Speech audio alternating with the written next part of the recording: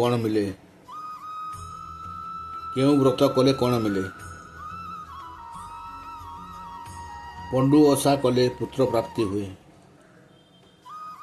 ଷଷ୍ଠୀ ଓଷା କଲେ ସନ୍ତାନ ଦୀର୍ଘାୟୁ ଓ ରୋଗମୁକ୍ତ ହୁଏ। ବୁଧେଇ ଓଷା କଲେ ପୁତ୍ର ଲାଭ ଓ ରୋଗନାଶ ହୁଏ। ସାବିତ୍ରୀ ବ୍ରତ କଲେ ସ୍ୱାମୀ ଦୀର୍ଘାୟୁ ହୁଏ। ଦାଣ୍ଡ ପହଁରା ବାଟ ଓଷା କଲେ ସନ୍ତାନ ଲାଭ ହୁଏ। ଦ୍ୱିତୀୟା ଓଷା କଲେ ସନ୍ତାନ ପ୍ରାପ୍ତି ହୁଏ। ବଡ଼ ଓଷା କଲେ ସନ୍ତାନ ଲାଭ ହୁଏ। ଶାମ୍ବ ଦଶମୀ କଲେ ସନ୍ତାନକୁ କୁଷ୍ଠରୋଗ ହୁଏ ନାହିଁ। ଷୋଡ଼ଶା ବ୍ରତ କଲେ ସୌଭାଗ୍ୟ ପ୍ରାପ୍ତି ହୁଏ। ନାଗ ଚତୁର୍ଥୀ ବ୍ରତ କଲେ ସର୍ପ ଭୟ ଦୂର ହୁଏ। ମାଣବସା ଗୁରୁବାର କଲେ ଧନ ଜନ ଗୋପ ଲକ୍ଷ୍ମୀ ପ୍ରାପ୍ତ ହୁଏ।